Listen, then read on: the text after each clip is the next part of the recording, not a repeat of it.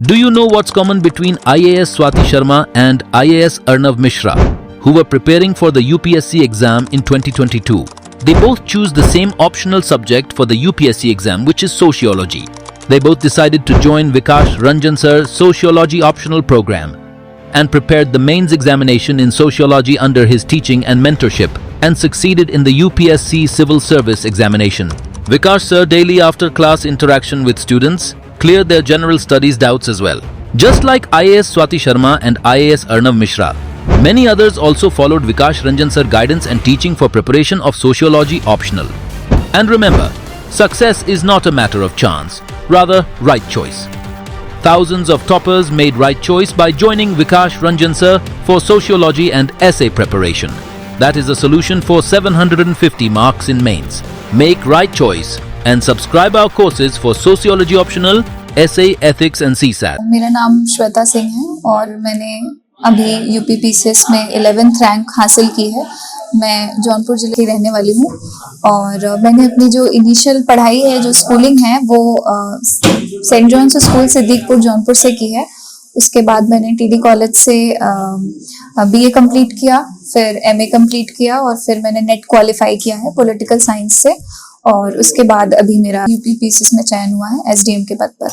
अगर स्ट्रैटेजी की बात करें तो जो पूरा प्रोसेस रहा है मेरी तैयारी का, उसमें हर पेपर की अपनी अपनी डिमांड्स हैं। अगर हम जैसे प्री की बात करें तो प्री में बेसिकली मैंने यही कोशिश की थी कि जो घटना चक्र के रिसोर्सेज हैं उनको मैंने बहुत रिलीजियसली फॉलो किया था और अपने रिसोर्सेज बिल्कुल भी डाइवर्ट नहीं किए थे या बहुत डाइवर्स रिसोर्सेज मैंने नहीं यूज किए थे इस पूरे प्रोसेस में। तो ऐसा रहा है कि अगर आप अपने रिसोर्सेज को डिवाइड कर देंगे, बहुत ज्यादा किताबें पढ़ेंगे, तो उससे ऐसा हो जाता है कि आपकी मेहनत बहुत बढ़ जाती है और जो एग्जैक्ट रिसोर्स है उस पर आप ध्यान नहीं दे पाते हो। तो मेरा ऐसा मानना है कि एक ही रिसोर्स पढ़ें, हमेशा एक ही किताब पढ़ें, जो बेसिक स्टैंडर्ड बुक्स हैं जो रिकमेंडेड हैं उनको पढ़ें और जब आपकी तैयारी एक मैच्योर फेज में पहुंच जाए तो घटना चक्र की पूर्वालोकन जरूर रेफर करें। वो हर सब्जेक्ट के लिए आती है, करंट अफेयर्स भी उनका आता है। तो मैंने कंप्लीटली पूरी प्री की तैयारी वहीं से की है। और अगर मेंस की बात करें तो मेंस में टोटल 6 पेपर होते हैं, हिंदी और एसे भी था। तो उसकी बात करें तो सबसे पहले एसे की बात कर लेते हैं। तो एसे में ऐसा रहा है कि जो भी आपके टॉपिक्स हैं वो एक सर्टेन टॉपिक्स हैं जो करंट अफेयर्स से या तो आते हैं और या तो पॉलिटिकल फील्ड है या तो ग्लोबल इवेंट्स हैं, ये सारी चीजें हैं। उन सब पे अगर आपकी करंट अफेयर्स पे पकड़ अच्छी है और आप कॉन्स्टेंटली एडिटोरियल हिंदू का रेफर कर रहे हैं या फिर इंडियन एक्सप्रेस का, जो भी आपको रेलेवेंट लगे वो पढ़ें और उनसे जो भी आपको एक कांस्टेंट एनालिसिस मिलती रहती है उस पे हमेशा अगर आप कांस्टेंट उसको रिवाइज करते रहेंगे, पढ़ते रहेंगे, तो आपको एसे का कंटेंट काफी अच्छा मिल जाता है। बाकी काफी सारी किताबें भी अवेलेबल हैं, पर मैंने कोई किताब एज सच एसे के लिए नहीं पढ़ी थी। तो मैंने यही कोशिश की है कि एसे में मैं करंट अफेयर्स से अपडेट करूं। जैसे इस बार के पेपर में G20 का टॉपिक था, तो वो सारा जो भी टॉपिक था वो कंप्लीटली करंट ओरिएंटेड टॉपिक था। उसमें कुछ भी ऐसा नहीं था कि आपको कोई बहुत कोर में जाके G20 पढ़ना है। बेसिकली इस चीज पे ध्यान देना है कि इंडिया को क्या फायदा हुआ G20 से, इंडिया ने किस तरीके से G20 को कितने सफलता पूर्वक उसको ऑर्गेनाइज किया था, कितने उसमें जो पॉइंटर्स थे जो उन पे ध्यान दें, जो भी इनिशिएटिव्स चले जैसे ग्लोबल बायोफ्यूल अलायंस वगैरह, इन सब पे जो कॉरिडोर्स हैं, ये सब जो इनिशिएटिव्स इंडिया की तरफ से थे उन पर मैंने ज्यादा ध्यान दिया था। और बाकी 3 सेक्शंस होते हैं ऐसे में, जैसे कि एक ग्लोबल इवेंट्स पे होता है, एक पॉलिटिकल और एक पॉलिटिकल या इकोनॉमिक पे, और एक फिलोसफिकल भी होता है। तो उन सब सेक्शन पे अगर आप एक बेसिक आउटलाइन बना लें 20 से 25 ऐसे का और उनका एक रफ स्केच बना लें कि मैं कैसे किसी भी ऐसे को अप्रोच करूंगी, जो एक करेक्ट पैटर्न है उस पैटर्न को पकड़े और उसी को अप्रोच करें। बेसिकली ये इंपॉर्टेंट है कि ज्यादा से ज्यादा ऐसे लिखें। मैंने हफ्ते में कोशिश की थी कि मैं एक ऐसे लिख लिया करूं। मैंने डेली ऐसे नहीं लिखा है, बस कोशिश करती थी कि वीक के एंड में बाय संडे मैं एक ऐसे लिख लूं, कोई भी करंट का टॉपिक हुआ या कोई भी एज सच जो चीज रेलेवेंट लग रही है, तो उन सारी चीजों को मैं कलेक्ट कर लेती थी और उन्हीं से अपने नोट्स बनाकर एक ऐसे लिखने की कोशिश करती थी। तो ऐसे में मेरी ये स्ट्रैटेजी रही है। बाकी हिंदी के लिए मैं ये कहूंगी कि काफी सारी रेलेवेंट किताब आती हैं। मैंने पीएन पांडे की किताब पढ़ी थी और वहां से मैंने अपना सारा ग्रामेटिकल पोर्शन कंप्लीट किया था। और बाकी लेटर वगैरह के लिए भी उसमें सारी चीजें दी हुई हैं, तो वो एक तरीके से एक होलसम बुक है जिसके थ्रू आप हिंदी की तैयारी काफी अच्छी कर सकते हैं। तो मैंने वहीं से सारी तैयारी करी थी हिंदी की, और हिंदी काफी डुएबल है, काफी मार्क्स गेनिंग है, और मोस्टली हम ये देखते भी हैं कि लोग काफी अच्छा परफॉर्म करते हैं हिंदी में। तो हिंदी को इसी तरीके से मैंने पीएन पांडे से पढ़ा था। वहां पे सारे लेटर के फॉर्मेट्स भी दे रखे हुए हैं, जो एक बेसिक स्ट्रक्चर है हर लेटर का वो बना के पहले से रख लें कि जो भी उस क्राइटेरिया का लेटर आए उसको आप कंप्लीटली फॉलो करें और एक करेक्ट फॉर्मेट लिखें, और काफी सारे रिसोर्सेज ना रेफर करें। एक कोई जो रिलायबल रिसोर्स आपको लगता है या आप जिसमें कन्वीनियंट है वही रिसोर्स को फॉलो करें और उसी को बार बार रिवाइज करें।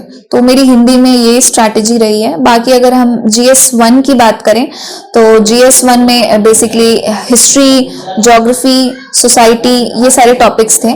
तो इनके लिए मैंने स्टैंडर्ड बुक्स पढ़ रखी थी, जैसे स्पेक्ट्रम हो गया, और ज्योग्राफी के लिए मैंने एनसीईआरटीज पढ़ी थी, और सोसाइटी के लिए तो बेसिकली न्यूज़पेपर से ही मैंने किया था। और जो बेसिक कुछ पॉइंटर्स हैं सिलेबस में, उन पॉइंटर्स को आप गूगल करें, और रेलेवेंट रिसोर्सेस काफी सारे अवेलेबल हैं, तो किसी भी एक कोचिंग का रेफर करें। ऐसा नहीं है कि जितने लिंक्स हैं सारे लिंक्स खोल के पढ़ लें, एक दो लिंक्स खोलें और उन्हीं को पढ़ें।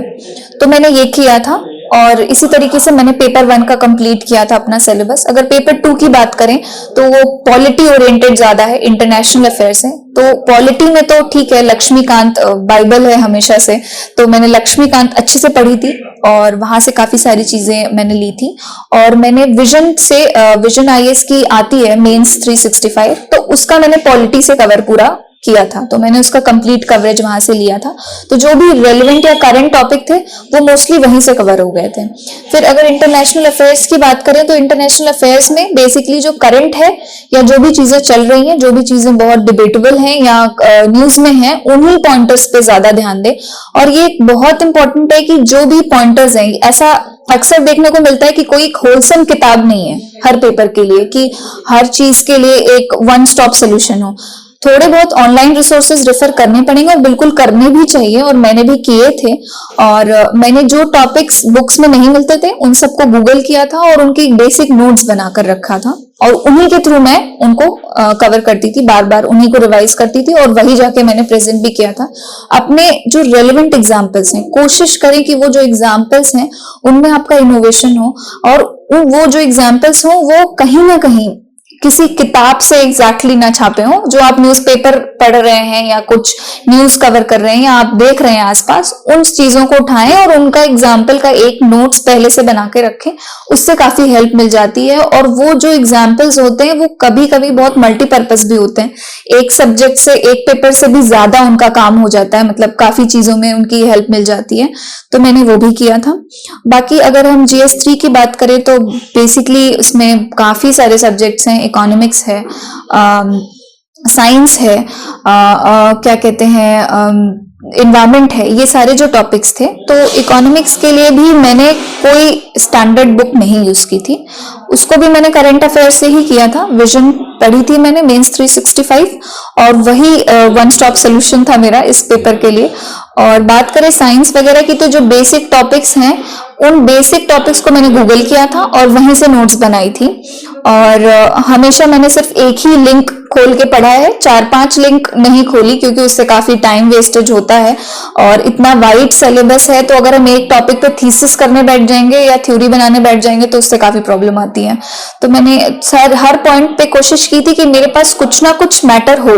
कभी कभी ऐसा हो जाता था कि कोई कोई टॉपिक ऐसे हैं कि उनपे नहीं मिलती हैं उतने रेलिवेंट रिसोर्सेस, तो उनपे कोशिश करें कि 10 पॉइंटर का या कुछ करके ऐसे नोट्स बना ले और उसी को बार बार यूज करें। तो मैंने इस तरीके से साइंस वगैरह किया था। और इन्वायरमेंट भी मैंने जो करंट के टॉपिक्स थे उन्हीं पे बेसिकली ज्यादा फोकस किया था। तो इम्पोर्टेंट ये है कि आपका जो सिलेबस है वो कवर करने की कोशिश करें, और जो सिलेबस में जो वर्ड्स हैं उनको डायरेक्टली गूगल करें, और उससे रिलेटेड काफी रेलेवेंट इंफॉर्मेशन ऑनलाइन अवेलेबल है, तो उन्हीं के थ्रू मैंने कंप्लीट किया था। और फिर अगर हम GS4 की बात करें तो जो एथिक्स का पेपर है, एथिक्स के लिए मैंने ओनली IAS की रिसोर्सेज का इस्तेमाल किया था। ओनली IAS काफी सारे ऐसे फ्री मटेरियल्स भी देता है, तो जब मेरा यूपीएससी का प्रिपरेशन का फेज चल रहा था तो मैंने काफी कुछ ओनली IAS से जो भी उनके फ्री मटेरियल्स थे काफी सारी चीजें रेफर की थी। तो उनमें से एक जो मोस्ट रेलेवेंट मुझे लगा कि उनका एथिक्स का मटेरियल काफी अच्छा है। प्रहार करके उनकी एक मैगजीन आती है, मैंने सारी पढ़ाई उसी से की है। और उसके बाद फिर जो एग्जाम्पल्स की बात करें तो वो एग्जाम्पल्स की भी बुकलेट निकालते हैं, जो भी एडमिनिस्ट्रेटिव सर्विसेज में या जो भी हैं एडमिनिस्ट्रेशन में उनके अच्छे जो वर्क हैं वगैरह, ये सब चीज की भी उनकी एक बुकलेट आती है, मैंने वही रेफर किया था, वहीं से सारे रेलेवेंट एग्जाम्पल्स निकाले थे। और मोस्टली पेपर में कभी कभी ऐसे आर्टिकल्स आते हैं जो अगर आप नजर रखेंगे तो डेफिनेटली उनसे भी आपको एग्जांपल्स मिल जाते हैं। तो मैंने एथिक्स का पूरा जो पोर्शन था वो इसी तरीके से कंप्लीट किया था। बाकी जो इस बार का पैटर्न चेंज हुआ है और यूपी का पेपर ऐड हुआ है, पेपर 5 और पेपर 6, उसकी बात अगर करें तो ये बहुत इंपॉर्टेंट है कि आप यूपी को बहुत अच्छे से पढ़ें। यूपी ही इस टाइम मुझे ऐसा लगता है कि सिलेक्शन का बेसिस काफी सारे लोगों के लिए बना है इस साल, तो यूपी को काफी अच्छे तरीके से तैयार करें। और यूपी के लिए ध्येय IAS की बुकलेट आती है, उन्होंने कंप्लीट कवरेज किया है पेपर 5 का और पेपर 6 का, तो मैंने कंप्लीटली ध्येय IAS की बुकलेट से ही किया था। ऑनलाइन और ऑफलाइन दोनों मोड में काफी इजीली अवेलेबल है, तो मैंने वहीं से सारे कंसेप्ट्स भी पढ़े थे, सारे एग्जाम्पल्स भी कलेक्ट किए थे। कुछ रेलेवेंट एग्जाम्पल्स अगर आप यूपी का करंट अफेयर्स पढ़ेंगे, स्पेसिफिकली मैंने यूपी का करंट अफेयर्स पढ़ा था दृष्टि IAS से, तो वहां से मैंने एग्जाम्पल्स कलेक्ट किए और जो बाकी जो बेसिक जो फंडामेंटल जो रिसोर्सेज होती हैं उसके तौर पे मैंने ध्येय IAS की बुकलेट का इस्तेमाल किया था 5 और 6 पेपर के लिए। तो यही थी मेरी पूरी मेंस की स्ट्रैटेजी। और अगर हम इंटरव्यू की बात करें तो इंटरव्यू तो बिल्कुल आपको हम्बल रहना है, पूरे प्रोसेस में ऑनेस्ट रहना है। अगर आपको कोई आंसर नहीं आता है तो बिल्कुल सॉरी बोलें और उसमें घुमाए नहीं कि नहीं ठीक है आता था, ये था वो था, कुछ नहीं, सॉरी बोलें, आगे बढ़े, नेक्स्ट क्वेश्चन के लिए रेडी रहें। और अगर सॉरी 1-2 बार से ज्यादा भी बोलना पड़े तो उसमें डीमोटिवेट नहीं हुए या कॉन्फिडेंस ना लूज करें। ये बहुत नॉर्मल सी चीज है कि हमें हर चीज का आंसर नहीं पता होता, तो बस अपना कॉन्फिडेंस बनाए रखें, अपनी पर्सनालिटी को ट्रूली अपने वर्ड्स में रिफ्लेक्ट करें, बस यही इंपॉर्टेंट है इंटरव्यू के लिए। पूरे प्रिपरेशन में ये बहुत इंपॉर्टेंट है कि काफी लोगों का ये सवाल होता है कि नोट्स कैसे बनाएं। तो अगर मैं अपनी बात करूं तो प्री के लिए मेरे पास ऐसा सच कोई भी नोट्स नहीं थी और मैंने सब कुछ जैसा कि बताया कि घटना चक्र से ही किया था। उनकी बुक इतनी होलसम है कि उससे अगर आप चाहें तो एक बेसिक लास्ट मोमेंट के लिए रिवीजन के लिए नोट्स बना सकते हैं। बाकी लास्ट मिनट रिवीजन के लिए भी उनकी एक पिक्टोरियल करके किताब आती है सारे सब्जेक्ट्स की, तो मैंने उनसे भी रिवाइज किया था। बाकी अगर मेंस की बात करें तो मेंस बिना नोट्स के क्रैक करना बहुत मुश्किल है। मेंस में सबसे ज्यादा रोल है नोट्स का, तो मैंने नोट्स बनाई थी और मैंने दोनों रिसोर्सेज का इक्वली इस्तेमाल किया था, ऑनलाइन और ऑफलाइन रिसोर्सेज दोनों का इस्तेमाल किया था। और मेरी तो वैसे नोट्स ऑनलाइन मोड में नहीं थी, मैंने ऑफलाइन ही सारे पेजेस पे A4 शीट पे नोट्स बनाई थी और उसी तरीके से मैंने करने की कोशिश की है। अगर आप ऑनलाइन रिसोर्सेज रेफर करेंगे तो वो ज्यादा ही अच्छा है क्योंकि उसमें काफी चीजें ऑर्गेनाइज हो जाती हैं, एडिट करना, पेजेस ऐड करना, ये सब चीजों की काफी आसानी हो जाती है।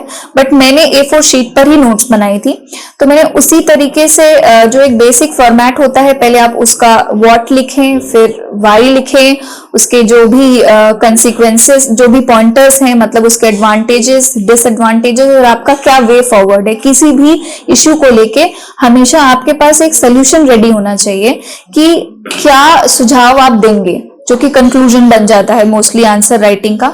तो इन सब चीजों पे मैंने ध्यान दिया और मैंने इसी फॉर्मेट में नोट्स बनाई थी। मैंने पूरी चीजें कभी भी नहीं लिखी। मैंने कोशिश किया कि जो क्वेश्चन का डिमांड है वो पहले आप PYQ एनालाइज करें कि किस तरीके के सवाल आते हैं और किस तरीके से आपको अप्रोच करना है।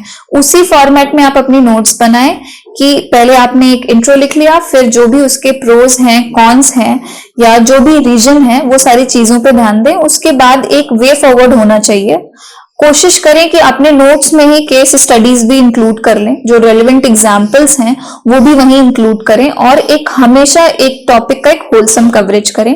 बाकी अगर हम क्वेश्चंस की बात करें, वैसे तो हमें ये तो नहीं पता कि क्वेश्चन क्या आएंगे, लेकिन अगर आपका कवरेज ठीक है तो मोस्टली ऐसा होता है कि उन्हीं क्वेश्चंस, उन्हीं नोट्स से ही आपके आंसर्स सारे मिल जाते हैं।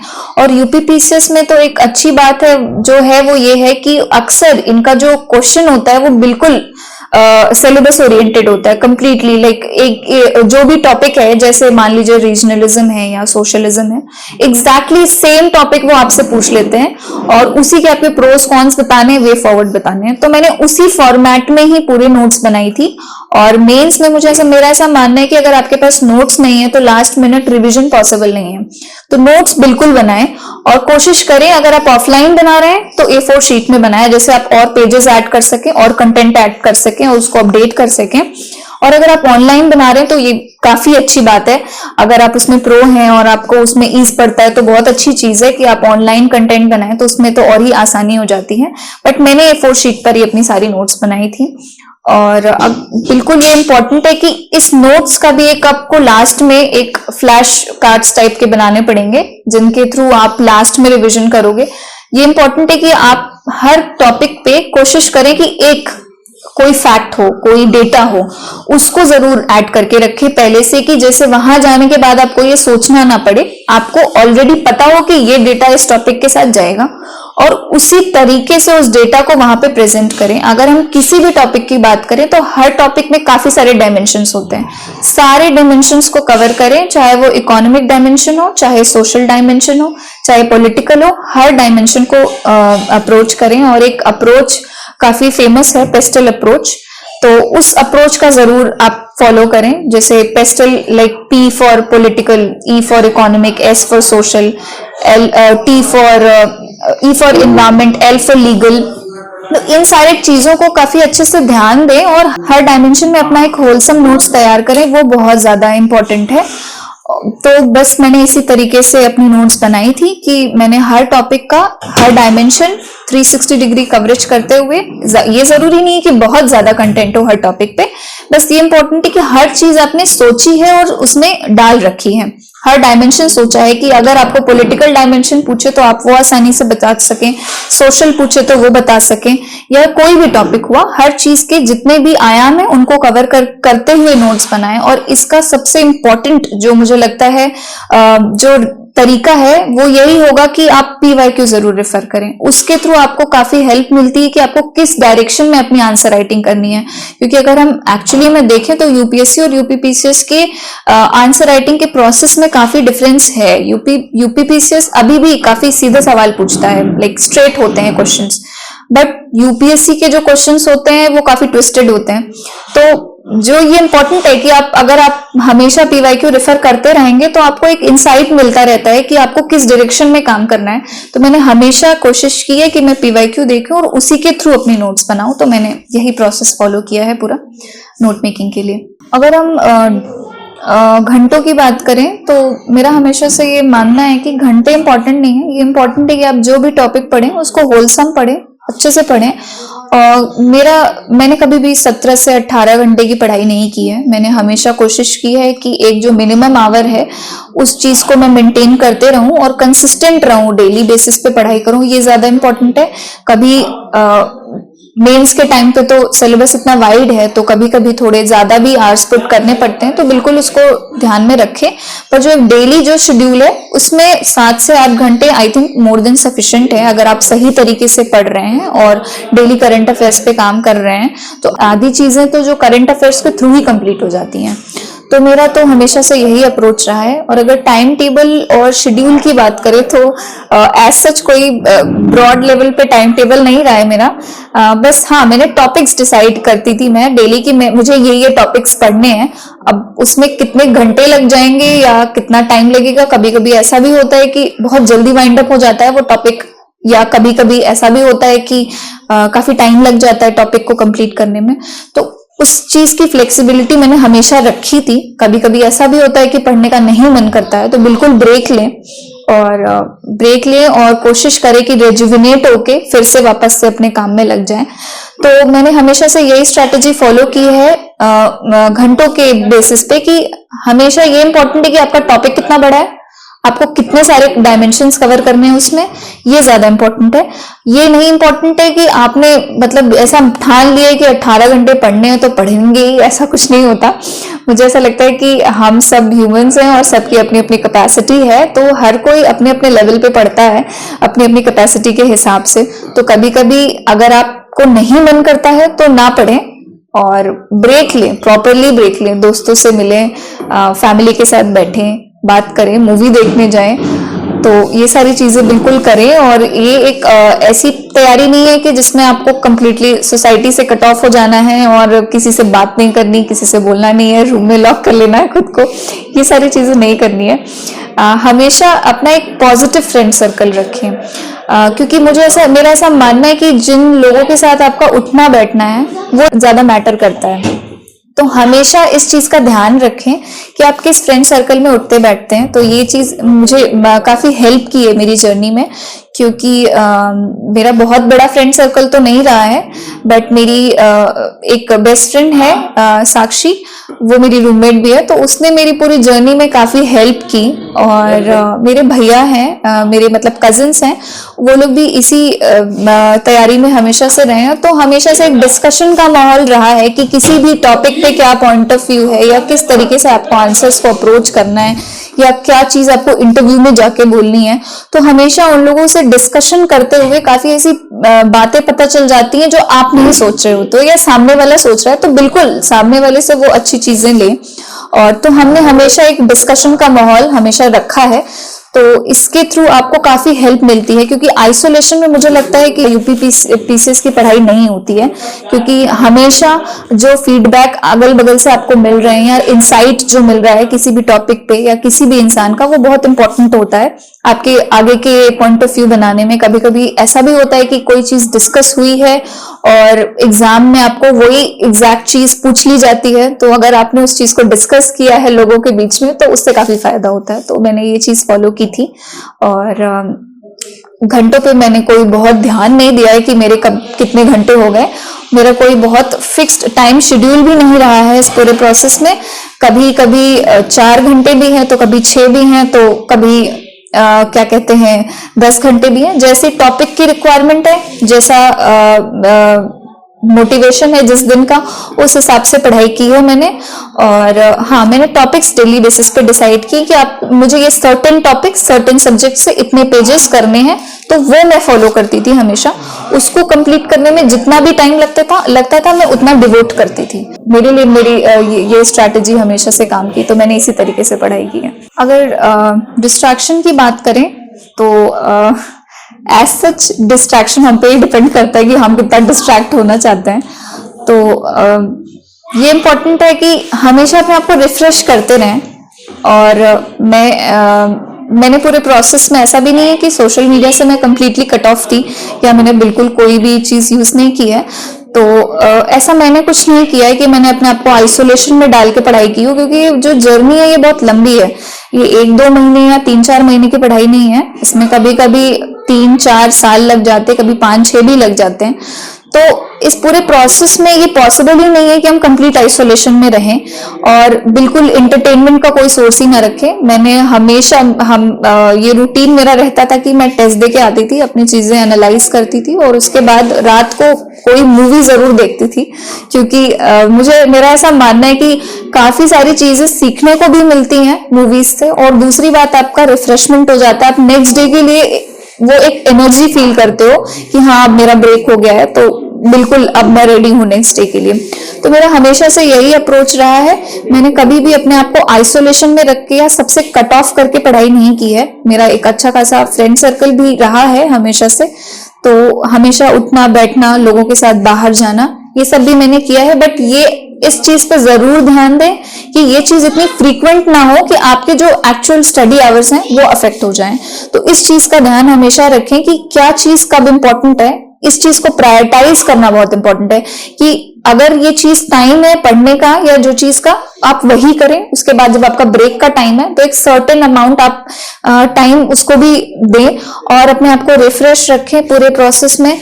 और ऐसा के काफी फेजेस भी आते हैं कि डीमोटिवेशन फील होता है या फ्रस्ट्रेशन फील होता है कि सबका हो रहा है, आप अभी वही हो, उसी रूम में हो, तो ये सारे फेजेस भी आते हैं। बट इस पूरे प्रोसेस में मैं ये कहना चाहूंगी कि फैमिली का बहुत बड़ा रोल होता है, आपके माता पिता का बहुत बड़ा रोल होता है कि आप, मुझे तो मेरे पापा ने हमेशा बहुत गाइड किया है, बहुत मोटिवेट किया है। अगर मैं कभी लो भी होती थी तो भी उनका ऐसा रहता था कि ठीक है, थोड़ा सा ब्रेक ले लो, थोड़ा सा अपने आप को रेजुविनेट कर लो, फिर करो। ऐसा कुछ नहीं है कि कोई चीज नहीं हो सकती है। तो हमेशा से इस चीज का ध्यान रखें कि जो आसपास में आपके लोग हैं वो पॉजिटिव हों। आप अपने एंटरटेनमेंट का भी पूरा ध्यान रखें कि कुछ लोगों को ऐसा होता है कि अपनी अपनी कोई हॉबी होती है। अगर आपकी कोई हॉबी है तो इस पूरे प्रिपरेशन में उस हॉबी को स्टॉप ना करें, उसको बिल्कुल परस्यू करें। तो इस चीज का भी आप हमेशा ध्यान रखें कि जो हॉबी होती है वो आपको रेजुविनेट करती रहती है एट टाइम्स, और आपके इंटरव्यू के प्रोसेस में काफी हेल्प मिलती है उससे। तो इन सब चीजों पर भी ध्यान दें। ये एक होलसम प्रोसेस है, ये कोई 1 और 2 मंथ्स का प्रोसेस तो है नहीं। तो जो एक करेक्ट तरीका होता है उसी को फॉलो करें। एक ट्रेडिशनल मेथड है, मैंने वही फॉलो किया है। मैंने कुछ इसमें नया नहीं किया है। जो एक ट्रेडिशनली लोग फॉलो करते हैं जो प्रोसीजर है, वही मेरा प्रोसीजर रहा है कि अपने पढ़ाई की, थोड़े ब्रेक लिए, थोड़े लोगों के साथ बाहर भी गए, थोड़ी सी फैमिली फंक्शंस भी मैं अटेंड करती रही हूँ। तो मैंने उन सब में भी अपने आप को रोका नहीं है कि मुझे नहीं करना है या कुछ भी ऐसा। हाँ, बट हमेशा अपने टाइम का और अपनी प्रायोरिटी का ध्यान रखें। अगर कोचिंग की बात करें तो कोचिंग में मेरा ऐसा मानना है कि कुछ लोग ऐसे होते हैं जिनका सेल्फ स्टडी से ही सब कुछ हो जाता है और कुछ लोगों को कोचिंग की हेल्प लेनी पड़ती है। तो मैंने इनिशियल फेज में कोचिंग की है, दे आईएएस से मैंने कोचिंग की थी यूपीएससी के लिए। और वहाँ पे मैंने pre cum mains batch join किया था। तो मैंने वहाँ से इनिशियली प्रिपेयर किया। बट जो मोस्ट इम्पॉर्टेंट पार्ट है वो यही है कि अगर आप इस कोचिंग के बाद सेल्फ स्टडी नहीं कर रहे हो या रिवाइज नहीं कर रहे हो कंटेंट को, तो it's of no use, completely वो वेस्ट है। तो मेरा ये मानना है कि अपनी अपनी कन्वीनियंस के हिसाब से कोचिंग ज्वाइन करें। अगर आपको लगता है कि कोई चीज ऐसी कम है या आपको नहीं समझ में आ रही है, आपको कोचिंग लेनी चाहिए तो बिल्कुल लें। और कुछ लोगों को ऐसा लगता है कि नहीं वो खुद से ही कर सकते हैं, तो वो सेल्फ स्टडी पर ध्यान दें। बट ऑल टुगेदर ये बहुत इंपॉर्टेंट है कि कोचिंग आप कोई सी भी करें, पर सेल्फ स्टडी अगर आपने नहीं करी है तो यहाँ तक पहुंचना बहुत मुश्किल है। क्योंकि अल्टीमेटली यही मैटर करता है कि आप अपने आप को कितना इवेल्युएट कर रहे हो या आप अपनी प्रॉब्लम्स को, अपनी वीकनेसेस को किस तरीके से समझ रहे हो। तो इसको करने के लिए तो ये इंपॉर्टेंट है कि आप सेल्फ स्टडी करें। तो ऐसा कोई हार्ड एंड फास्ट रूल नहीं है कि आपको कोचिंग करना ही पड़ेगा तो ही क्वालिफाई होगा। तो मैंने तो ऑन एंड ऑफ किया है। मैंने किया था इनिशियली, उसके बाद फिर मैंने छोड़ दिया था। फिर मैंने टेस्ट सीरीज के मामले में सहारा लिया था कोचिंग्स का, पर उसके बाद एज सच मैंने हमेशा नहीं प्रेफर किया है।